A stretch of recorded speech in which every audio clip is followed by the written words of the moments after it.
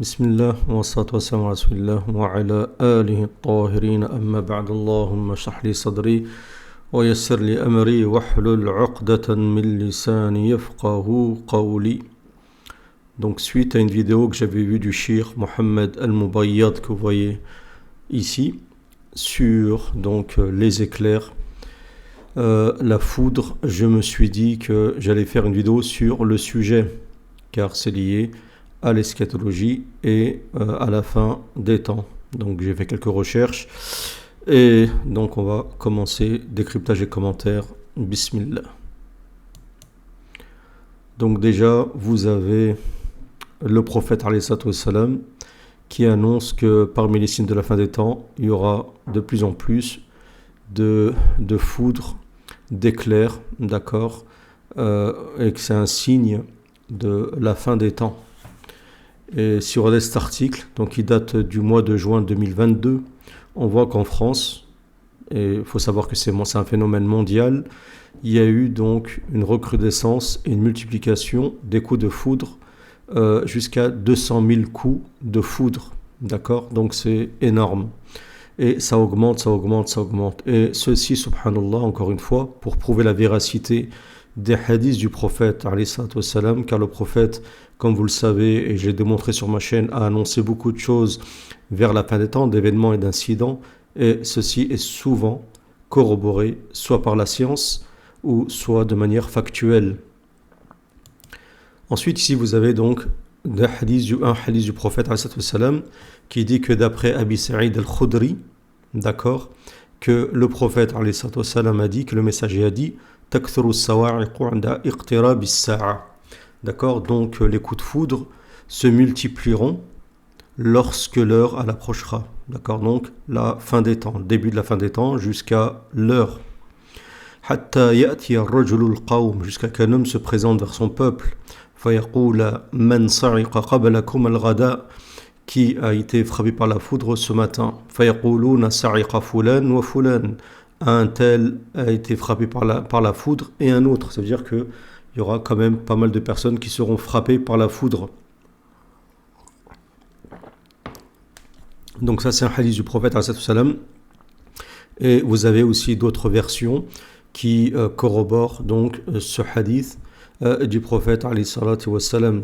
Donc il y a 2 ou 3 versions concernant ce hadith là. Ensuite vous savez que Allah Azza wa Jalla dans le Coran parle de la foudre.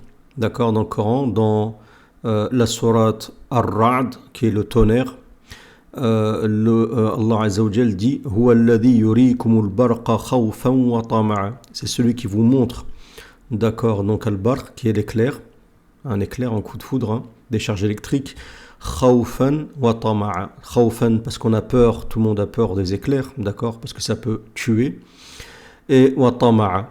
Pourquoi tama'a? Parce que on espère voir, lorsqu'on voit un éclair, on espère que suite à ceci, la pluie tombe, d'accord, et que ça peut donc emmener à ce qu'il y ait plus de culture, ainsi de suite. Donc c'est en fait bénéfique, bien sûr, surtout pour les paysans, ainsi de suite, les agriculteurs. Wa yunshi'u as-sahab ath-thiqal. Et ensuite, qu'est-ce que ça cause? As-sahab, donc les nuages, ath-thiqal, lourd. Et si vous vous rappelez dans la vidéo, je pense que j'ai fait hier sur la Chine, d'accord, et comment la Chine provoque la pluie. Et je vous avais dit exactement ce terme-là, qu'en utilisant le iodure d'argent, eh ben, ça permettait justement de faire en sorte que les gouttelettes d'eau s'accumulent dans un nuage et ensuite la pluie, elle tombe. Et j'avais expliqué que le nuage devient lourd, subhanallah. As-sihab, ath-thiqal.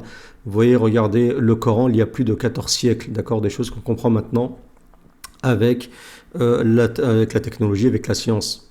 Et il faut savoir que le tonnerre, d'accord, invoque son Seigneur par sa louange. Et les anges par la peur, d'accord, la peur du châtiment d'Allah Azza wa Jal, car le tonnerre et les éclairs peuvent exprimer la colère d'Allah Azza wa Jal. Et il envoie donc des sawa'iqa, des éclairs, d'accord, fayusibu biha man yasha, donc il touche qui il veut, d'accord, wa hum yujadiluna fillah, et eux, ils débattent sur Allah Azza wa Jal, d'accord, sur l'existence d'Allah Azza wa Jal, sur Allah. Wa huwa shadidul mihal, et Allah Azza wa Jal est dur, donc aussi, lorsqu'il châtie en châtiment. Et donc le barq c'est cette rencontre entre le plus et le moins, donc cette décharge électrique, et le sawa'iq, donc c'est cette lumière, d'accord, cette lumière qui frappe, d'accord, et qui peut vous neutraliser, vous tuer, ainsi de suite. Donc ici vous avez Ibn Kathir qui dit Ayyursiluha naqmatan yantaqimu biha mimman yasha. Allah Azza wa Jalla envoie donc ces éclairs, ces coups de foudre, d'accord, pour se venger de qui il désire. Et c'est pour ça qu'elles se multiplieront vers la fin des temps. Et vous avez Ibn Kathir qui rapporte donc une des raisons, une des causes pour lesquelles ce verset sera descendu. Donc le verset 12-13 de Surat Ar-Ra'd, c'est rapporté par Al-Hafid Abu Ya'la Al-Mawsuli an Anas ibn Malik, que le messager d'Allah sallallahu alayhi wa sallam a envoyé un homme, d'accord, vers un homme parmi Fara'inatul Arab, parmi les gens, les tyrans des Arabes. Et il lui a dit, va et appelle-le à moi. Il lui a dit, ô messager d'Allah, il est plus désobéissant, c'est un tyran, il n'obéira jamais. Il lui a dit, va et appelle-le à moi. Il est allé et il lui a dit, le messager d'Allah t'appelle à lui, alayhi salatu wassalam. Il lui a dit, wa mallahu amin dhahab huwa ou min fidda ou min nuhas. Il a dit, est-ce qu'Allah il est d'or, ton Seigneur, ou est-ce qu'il est d'argent, ou il est de cuivre? Donc vous voyez que c'est quelqu'un qui est dans la moquerie, dans le défi. Il est retourné, donc cet homme-là s'est envoyé vers le messager d'Allah alayhi salatu wassalam, et il lui a dit, je t'ai dit que cet homme-là était désobéissant, c'était un tyran, et il m'a dit telle et telle chose. Et le prophète lui a dit, retourne encore vers lui une deuxième fois et appelle-le à moi. Il est retourné vers lui, d'accord, et il lui a répété la même parole que la première fois. Et donc il est retourné ensuite vers le prophète sallam et lui a dit, et le prophète lui a dit encore, retourne vers lui. Et il est retourné encore une troisième fois vers lui et il lui a répété la même parole. Et il dit, فبينما هو يكلمني إذ بعثت إليه السحابة حيال رأسي. Il dit c'est envoyé, il dit pendant la troisième fois pendant que je lui parlais, il y a un nuage qui s'est présenté juste au-dessus de la tête de ce tyran-là. فرعدت, donc elle a émis un éclair. فوقعت منها صاعقة فذهبت بقحف رأسي. Donc il y a un éclair qui a frappé sa tête et en fait c'est comme si sa tête elle s'était en fait dénoyautée, c'est comme si sa peau s'était enlevée, ou ce qui couvre du moins la carcasse de sa tête, je sais pas comment dire ça, c'est ouvert en deux comme si vous cassiez un œuf. فأنزل الله تعالى, Dieu a descendu ce verset, ويرسل الصواعق فيصيب بها من يشاء وهم يجادلون في الله وهو شديد المحال. Il envoie des éclairs, d'accord, et il touche qui il veut, et il débat sur Allah, parce que lorsqu'il a dit que ton Seigneur est créé de ça et créé de ça, وهو شديد المحال, et Dieu est dur en châtiment. Ensuite, vous avez Ibn Abbas dans une autre version qui cite d'après Abi Salih, d'après Ibn Jurayj, Ibn Zayd, qui dit que ce verset est descendu, et le verset d'avant, sur Amr ibn Tufayl wa Arbad ibn Rabi'a, et ceci parce qu'ils se sont présentés vers le messager d'Allah sallallahu alayhi wa sallam, et un homme parmi les sahaba a dit, ô messager d'Allah, hada Amr ibn Tufayl qad aqbala nahwak, ça c'est Amr ibn Tufayl qui se présente vers toi. Il lui a dit, da'u fa innahu yarudullah bihi khayran fa in yuridillahu bihi khayran yahdih, laisse-le, si Dieu veut du bien de lui, il le guidera. Donc il s'est présenté, ce gars qui s'est mis debout vers le prophète alayhi salatu wassalam, il lui a dit, ô Muhammad alayhi salatu wassalam, mali, qu'est-ce que j'ai moi si je me convertis? Il lui a dit, tu as ce que tous les musulmans ont, d'accord, tu as des devoirs et tu as des droits. Il lui a dit, est-ce que tu me donneras l'ordre après toi, donc la prophétie? Il lui a dit, non, ça ne m'appartient pas, mais ça revient à Allah Azza wa Jal, il donne ceci à qui il veut. Et il lui a dit, est-ce que tu me mettras comme gouvernant al-wabar, donc sur les campagnes, les villages, ainsi de suite, la campagne on va dire, et tout ce qui est désertique, ainsi de suite, et toi, donc là où il y a les bédouins, et toi plutôt sur les villes, d'accord, sur les villages et les villes. Et le prophète a dit non. Et il lui a dit, donc qu'est-ce que tu me donnes? Et il lui a dit, le prophète sallam, il lui dit, je te donne comment dire, comment on appelle ça, subhanallah, les trucs pour quand vous êtes sur un cheval, je crois que c'est, je sais pas si c'est les rênes, je sais pas comment on dit. Donc je te donne ce qu'il y a sur oh, je sais pas comment on dit ça, je vais vérifier, excusez-moi. Bon, apparemment c'est, donc j'avais raison, c'est les rênes. Donc il a dit, je te donne les rênes d'un cheval pour taille combattre fi sabilillah, d'accord. Il lui a dit, ouais, mais ça ne sera pas pour aujourd'hui. Et il avait dit, en fait, c'est arrangé avec celui-ci, ce Amr ibn Tufayl, avec Arbit ibn Rabi'a, d'accord. Il lui a dit, quand tu me vois parler avec le prophète, va derrière lui et frappe-le avec ton épée. D'accord. Donc il a commencé, Amr, encore à débattre avec le prophète, d'accord, et à faire en sorte de gagner du temps. Et Irbid est venu derrière le prophète, pour le frapper. Donc il a commencé à retirer un tout petit peu de l'épée, d'accord, de son fourreau, mais Allah Azza wa Jal a bloqué l'épée, il ne pouvait pas la sortir. Et Amr lui faisait des signes, d'accord, en disant vas-y, c'est le moment. Et le prophète, le messager d'Allah, s'est retourné. Et il a vu Irbid et ce qu'il faisait avec son épée. Et il a dit Allahumma kfinihima bima shi't. Allah, protège-moi des deux comme tu veux. Il faut savoir que ce dua, c'est une dua, elle est magnifique concernant les ennemis lorsqu'on veut faire du mal. C'est Allahumma kfinihim bima shi't. C'est la dua que disait Al-Ghulam, cet enfant, dans l'histoire du tafsir de Surat Al-Buruj. D'accord, ce roi qui a voulu, donc qui a torturé ce jeune qui a appris la sorcellerie, qui a fait tawba par tous les moyens. Et chaque fois il disait Allahumma kfinihim bima shi't.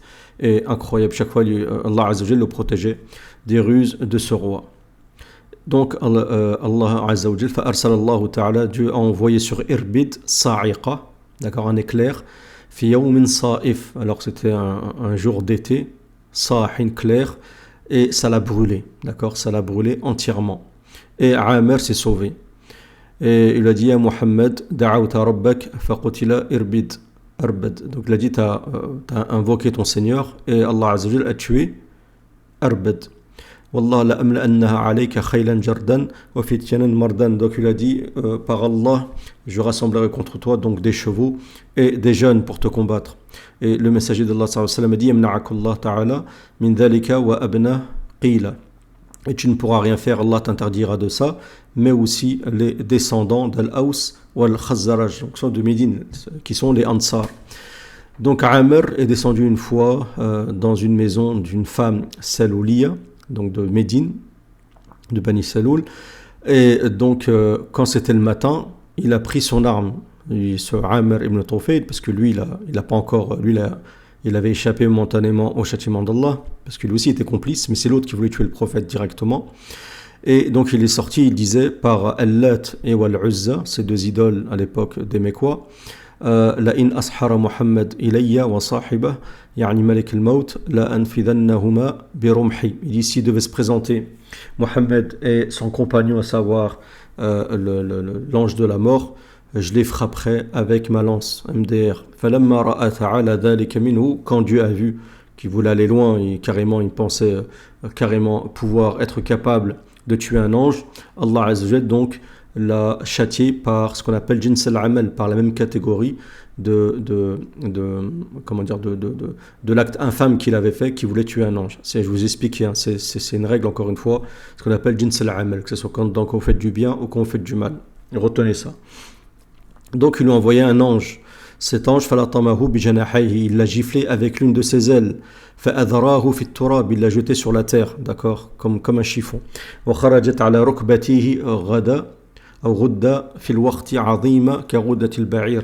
sur son genou est apparu une sorte de gros bouton, d'accord, un bouton qui est sûrement, comment dire, avec une infection.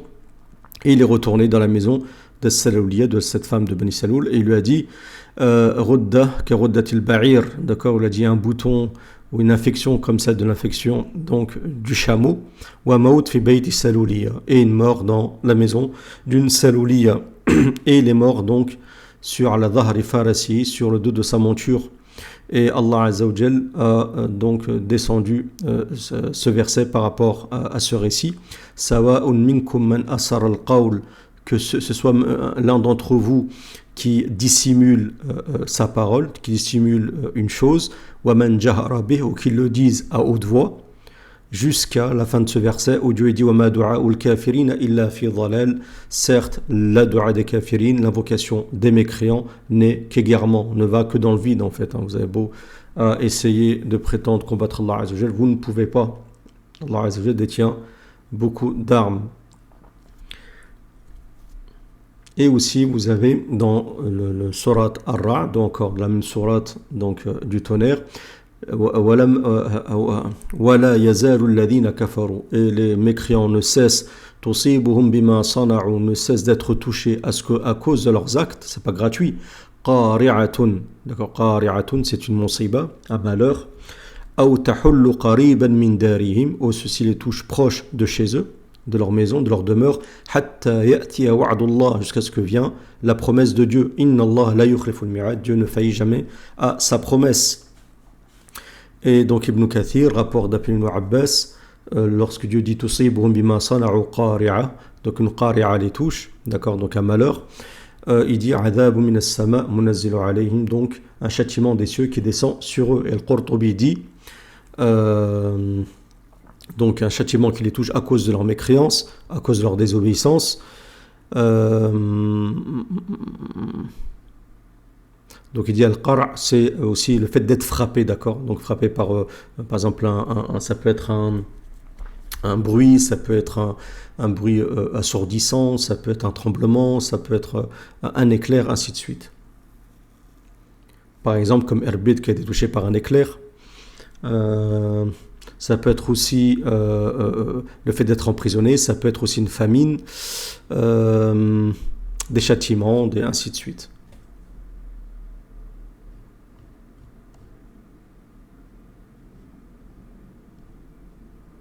Donc ici, il montre la multiplication entre 1995 et 2002, donc des éclairs, d'accord, il a fait une recherche sur le sujet, mais c'est pas Mohamed Al-Mubayyad, c'est quelqu'un d'autre.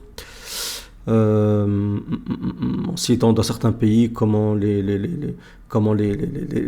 éclairs ont augmenté, d'accord, passé de 1000 à 1500, de 100 à 600 dans certains endroits. Et le hadith du prophète, comme je vous ai dit, mais là c'est une version dans le Musnad d'Ahmed, le prophète dit tukthiru as-sawa'iqa 'inda iqtirab as-sa'a, donc les éclairs coups de foudre vont se multiplier vers la fin des temps, comme j'ai dit tout à l'heure, comme dans une autre version il dit qui a été touché hier par un, et on dira a été touché un et un tel, encore rapporté dans Musnad de l'imam Ahmed. Et vous avez dans Ibn Nu'aym ibn Muhammad qui est un livre qui parle des fitan, donc des subversions, des surcroît celles de la fin des temps, qui dit que il est fort possible que vos montures, d'accord, soient touchées, d'accord, par des éclairs et que vous ne puissiez plus les monter lors de vos voyages.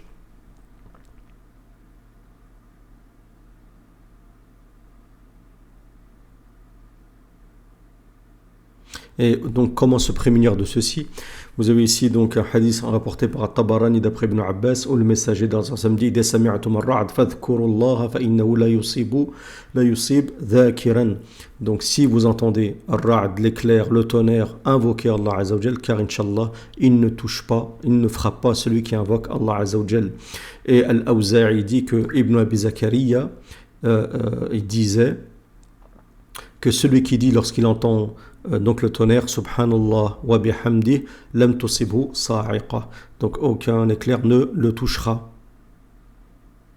Donc il dit que c'est fort possible que la majorité des gens qui sont touchés par les éclairs, en fait c'est peut-être qu'il y a des gens innocents dans l'eau, mais d'une manière générale la multiplication de ces éclairs est due au fait qu'il y a de plus en plus de péchés, de mal, le fait aussi d'avoir de s'amuser comme ils font à créer la pluie artificielle, ainsi de suite, ça crée des déréglages.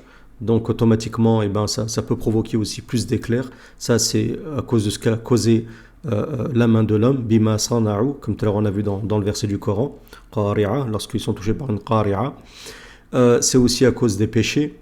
à cause de la tension qu'il y a dans le ciel, à cause de tout ce qu'il y a sur terre, à cause des désobéissances, à cause c'est des mauvaises ondes, à cause tout ce que font les gens, ainsi de suite. Tout ça, ça provoque ceci. D'accord? Par exemple, dans un hadith, donc intéressant, rapporté par Ahmed, et qui a été rendu sahih par Al-Hakim, et dont Al-Dhahabi est d'accord avec ce tasahih, avec cette authentification, qui dit قال ربكم عز وجل, Dieu a dit لو أن عبيدي